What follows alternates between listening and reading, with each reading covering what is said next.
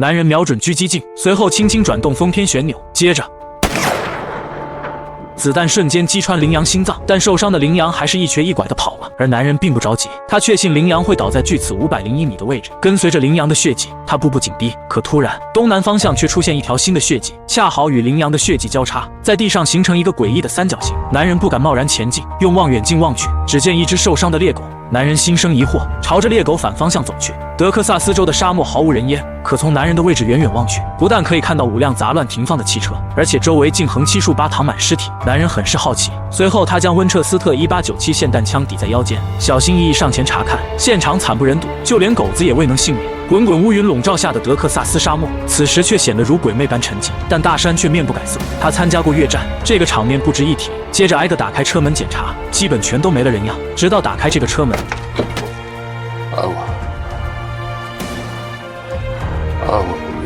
车里坐着一个身受重伤的墨西哥男人，他迫切地向大山要水喝，而从腹部的伤情可以看出，这或许是他生前最后的愿望。为了防止意外，大山收走对方的冲锋枪还有子弹，而他也确实没带水。本以为只是遇到帮派火拼，可等到大山来到车尾后，才猛然意识到事情似乎并不简单。Speak English? Where's the last guy? Ultimo hombre, last man standing. There must have been one. Where'd he go? 虽然墨西哥男人没有说话，但大山却突然意识到一个问题：现场一定还有人存活，而用来交易这满满一车面粉的巨额现金，说不定就在附近。没有过多犹豫，根据追捕猎物的经验，大山很快便在2棵约书亚树下发现了一个奇怪的身影，但他依旧没有选择贸然上前，而是远远举起望远镜仔细观察，接着若有所思地看向自己的手表。许久过后，那人还是一动不动，他这才端着冲锋枪慢慢来到树下，果然如判断的那样，只见男人倚靠在树下，已经没了呼吸。尽管如此，但大山还是先十分谨慎地卸下对方手中银白色手枪，随后才打开一旁格外显眼的箱子，果不其然，里面装着巨额现金。毒贩交易产生分歧，火拼后同归于尽，而此刻这200万美金像酥脆的大馅饼一般，狠狠掉在了大山脸上，而这些钱将彻底改变他和家人的生活。趁着夜色朦胧，疲惫的大山驾车回到家，然而他没有直接进家门，而是不紧不慢地藏好冲锋枪，随后拎着皮箱进屋。妻子好奇地询问皮箱里装着什么，他云淡风轻地说装满了钱。Where'd you get the pistol? 而那把别在腰间的银白色手枪，大山也只是随意搪塞，或许是不想让娇妻牵连其中，或许另有打算，但足以看出他是一个极其谨慎的人。半夜，大山躺在床上却怎么也睡不着，纠结很久后，他决定起身，随后来到厨房接了满满1桶水。妻子听到动静跟来，好奇地询问他要去哪，大山只是告诉他自己要去干一件蠢事。I'll come back and tell mother I love her. Your mother's dead, William. Well, then I'll tell her myself.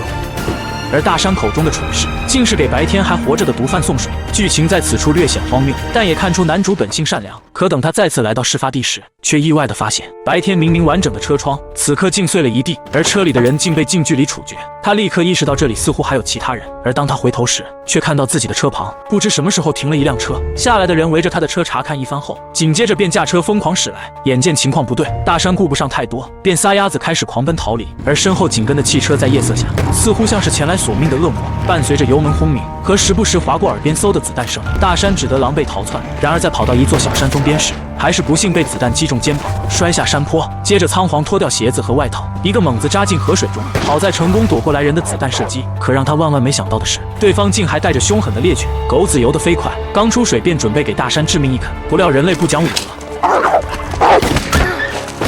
死里逃生的大山知道对方一定是为那笔不义之财而来，他一边包扎伤口，一边思考应对之策。而在另一边，一名警员将一位发型怪异的男人塞进警车，随后又将一种怪异的装置放置在副驾后，便驶回警局。警局内，刚刚的警员忙着和上司汇报情况，特别提及那个从嫌犯身上发现的像氧气瓶似的装置，但他尚不清楚具体用途，还需进一步调查。他很专注，所以没有注意身后动静。而就在他向上司保证一切尽在掌控时，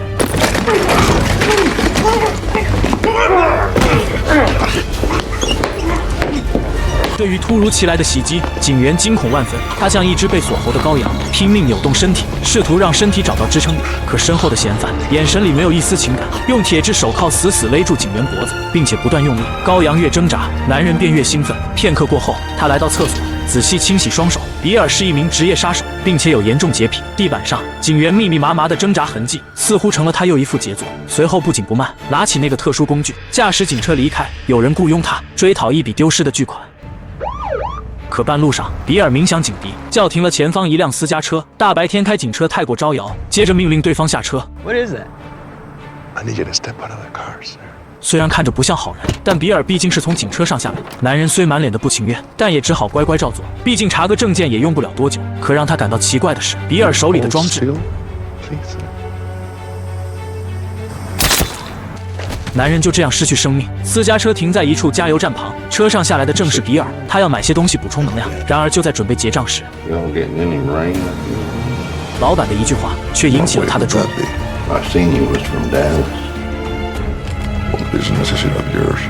对于比尔的回答，老板先是一惊，然后表示自己并无他意，只是习惯性闲聊。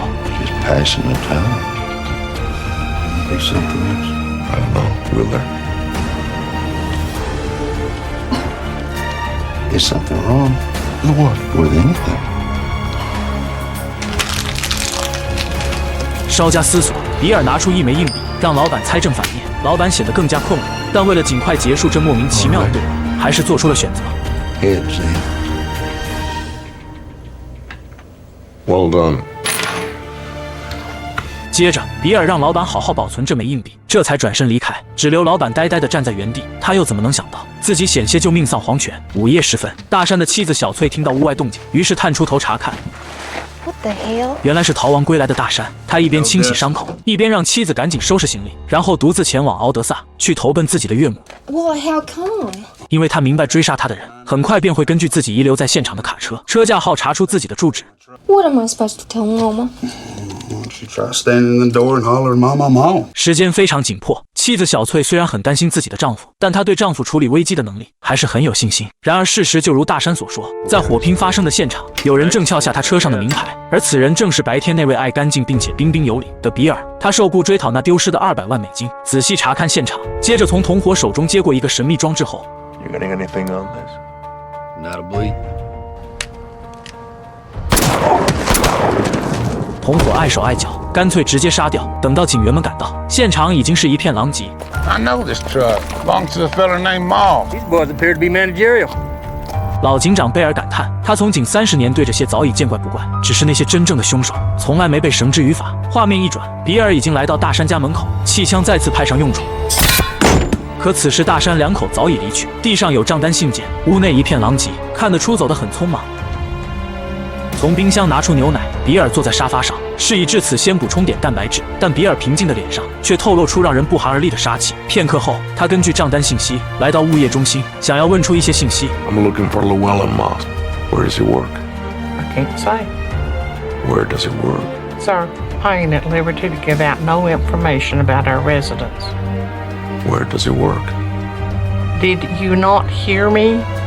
We can't give out no information. 物业中心的大妈似乎比自己还笨，但很有原则。比尔甚至有些欣赏，所以只是转身离开。大山把娇妻送上回丈母娘家的大巴，妻子很不安，担心丈夫会有危险，因为她那种不祥的预感越来越强烈。可大山告诉她不要紧张兮兮的，并且往后她不用再打工了，他俩都可以提前退休了。You're coming back, ain't you? Shall return. 大山找到一家旅馆，打算暂时躲在这里避避风头。他在房间环顾1周后，随后将目光锁定在通风管道处，接着用小刀扭下螺丝，从皮箱取出一些钱用于日常花销。紧接着，利用房间内的工具，将皮箱推到通风管道的深处。通风管道和隔壁房间相连。做完一切后，拉上窗帘，出门给自己买双合适的鞋子，小奢侈一把。而此时，比尔正一一拨打账单上的电话，来寻找线索。晚上回旅馆时，大山敏锐地察觉有些异常，他要求司机缓慢行驶，不要停车，心中隐隐有些忐忑，最终还是不放心，于是支付司机小费，让对方载自己去其他旅馆。与此同时，比尔似乎找到一些线索，也来到了大山躲藏的小镇上。路过一座小桥时，不忘缓解一下疲劳。翌日，大山决定升级装备。他来到一家美式百货店，购买了一支12口径霰弹枪，并特意选购了陆弹。这种子弹弹丸很多，因此近距离使用时拥有强大的范围性杀伤力。随后还购买了一顶帐篷，并且特意嘱咐老板要支撑杆最多的那种。回到旅馆进行改造后，返回那个藏有现金的旅馆。You want to change rooms? 他通过老板出示的平面图，又订了一间房，位置恰好在之前那间房间隔壁。回到屋内，他先仔细侧耳倾听，确定隔壁房间没人，随后取出帐篷的支撑杆，将它们一一连接。与此同时，比尔副驾上的探测器突然开始闪烁。环顾一周，这间旅馆有些显眼，探测器信号也越来越强。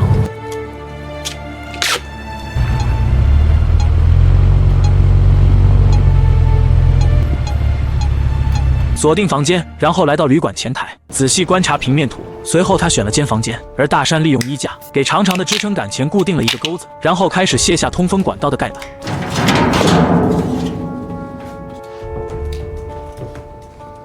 恰好可以看到皮箱，比尔拿出装备，脱掉鞋子。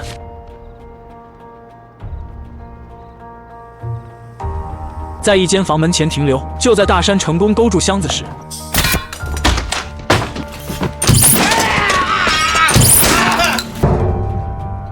房间里的大叔就这样成了替死鬼。比尔四下查看，没有发现那只装钱的皮箱。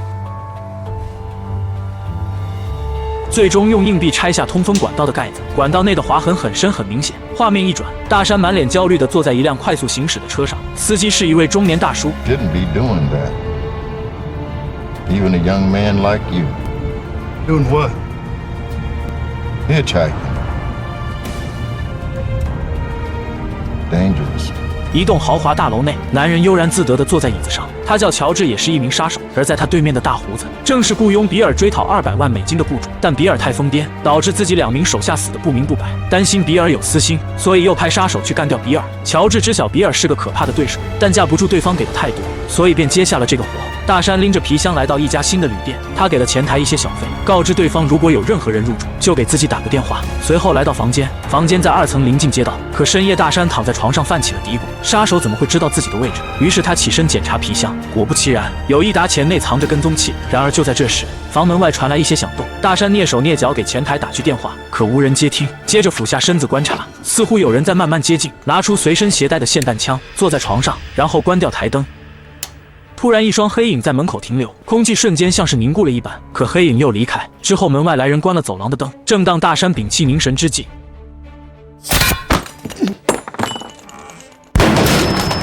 见状，大山赶忙打出一枪回击，紧接着拎着皮箱从窗口跳下，随后再次从正门进入旅馆。看来前台没能幸免，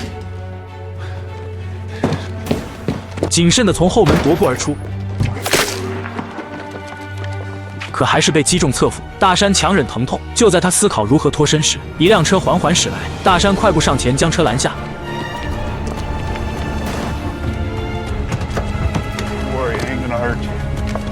可司机还没来得及反应，就被比尔击中。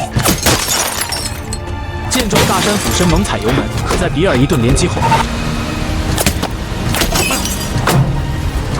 汽车还是失控，撞向路旁的私家车，拖着受伤的身体下车后，大山只得迅速躲在一旁，准备伺机而动。他通过玻璃反光看到比尔正在慢慢靠近，那身影让人不寒而栗。而比尔也敏锐地察觉到车外的血迹，不能再等。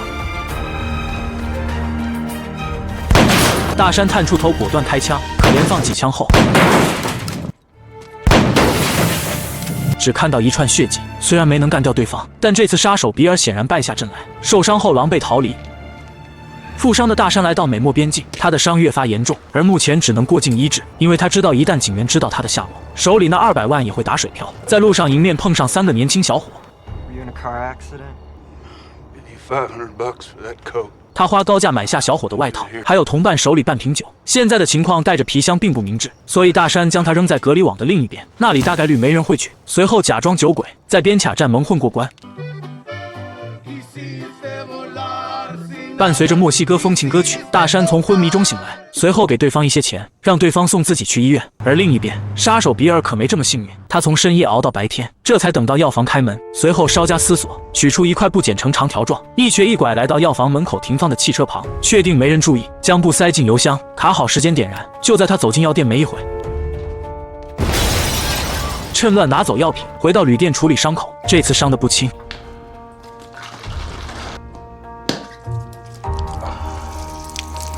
清晨，大山从墨西哥的一家医院醒来，病床前杀手乔治已经等候多时。作为杀手，他有出色的追踪能力。他惊叹大山能在比尔手下存活，并提议大山将那200万交出来，这样大山还可以得到一笔小钱。可大山却说 If I was into cutting deals, why wouldn't I just deal with this guy, Sugar?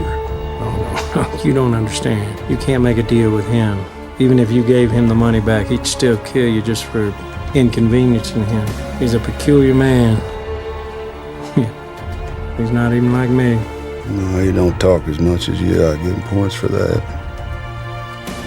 之后凭借第六感，乔治来到美墨边境，四下查看，思考大山可能的行动轨迹。然而没一会的功夫，心思缜密的他就发现了那只被大山扔下的皮箱。随后并没直接下去取，而是回旅馆规划下一步计划。毕竟首要任务是解决比尔。可就在上楼时，比尔却手持武器悄然出现在身后。Let's go to your room. 乔治虽然经验老道，可在面对比尔时，心里就像15个吊桶打水，七上八下的。见状，乔治表示自己没有原则，可以立刻退出执行的任务，并且他知道钱的位置，可以告诉比尔，然后大家各回个家。总之好话说尽。可当一旁的电话铃声响起时，电话是大山打来的，比尔有些震惊，有人有胆量和他这样对话。随后他很体贴的给大山一个最好的提议，那就是拿钱从河对岸的墨西哥医院过来找他，然后接受本该有的命运，否则他的妻子将和他同罪。可他似乎低估了大山的胆量。 Yeah, I'm gonna bring you something, all right? I decided to make you a special project of mine. You ain't gonna have to come look for me at all. 大山穿着医院病服返回美国，可过卡时遭到询问。好在检察官同样有服役经历，顺利通过。他来到商店换了套行头，随后在隔离网的另一侧找到装有钱的皮箱，打电话给爱妻商讨计划。岳母接的电话 I don't care what time it is, and don't you hang up this phone. Llewellyn? Hey, you. 大山让妻子小翠尽快和自己会合，之后把钱交给妻子，让对方远走高飞。妻子很担心，大山告诉妻子，自己解决掉一个西瓜头疯子，便会坐飞机去找他。跑往大楼内，一个脱了鞋的男人推开会议室的大门。比尔很讲原则，但他又最不讲原则，谁背叛自己，谁就得付出代价，不管对方有多大权威。大山的妻子小翠带着母亲前往丈夫指定地点，中途小翠暂时离开去买车票。然而就在这时，一个墨西哥黑帮上前献殷勤，简短对话后，便从大山岳母口中知道了他们的目的地。在那之后，大山提前来到指定旅馆附近，路过一个户外游泳池时，旁边的女人主动搭讪。 You sport. I got beers in my room. 言语中透露出对大山的爱慕之情。大山说自己在等自己的太太，对方似乎并不在意。言语中继续透露着些许暧昧。画面一转，老警长根据线索来到旅馆附近，远远的便听到激烈的枪战声响。警长面色凝重，知道又有伤亡发生。原来是一伙墨西哥帮派，他们驾车急速逃离。老警长势单力薄，没有追击，他赶忙将车停到旅馆附近，查看情况，有几人受伤。可在屋内，一男子胸部中弹没了呼吸，而他便是来此等候妻子的大山。夜晚时分，小翠和母亲赶到旅馆，一切以为时已晚。 墨西哥黑帮在暗中盯梢，拿走了那笔200万美金。参加完丈夫的葬礼，悲痛的小翠回到家，微风吹拂，窗帘来回摇曳。可她明明记得自己没有开过窗户。果不其然，卧室内，比尔正在等她。她来信守自己对大山的承诺。小翠告诉比尔自己没钱，就连丈夫的葬礼花费都是找人借的。 I wouldn't worry about it. 比尔多少被小翠姣好的面容打动，在颜值面前，比尔还是有些怜香惜玉，所以他掷出1枚硬币，让小翠猜正反。 Call it. I know you was crazy when I saw you sitting there. Call it. No, I ain't gonna call it. The coin don't have no say. 比尔推门而出，检查鞋子上是否有不干净的东西，因为他有洁癖。驾驶汽车行驶在马路上，后视镜中的少年引起他的注意。前方是绿灯，可以通行。可就在这时，一起意外的交通事故就这样发生。比尔打开车门，坐在路边，少年们围上来，关切地询问比尔是否有事，并将衣服脱下来给比尔包扎伤口。比尔给对方钱，让对方不要说见过自己，便起身离开。电影至此完结。导演科恩兄弟用比尔这个角色来阐述一种暴力，他的杀戮行为看似遵循某种原则，比如抛硬币决定生死、公平公正，实则完全脱离传统道德逻辑。它的存在象征着一种无法被理性解释的邪恶，暗指暴力在现代社会中已成为一种不可预测、不可控制的力量。而对于主角大山，试图通过智谋和勇气掌控命运，最终却难逃一死，也反映出人类在命运面前的渺小和不可控制。最后感谢你的观看，我们下次再见。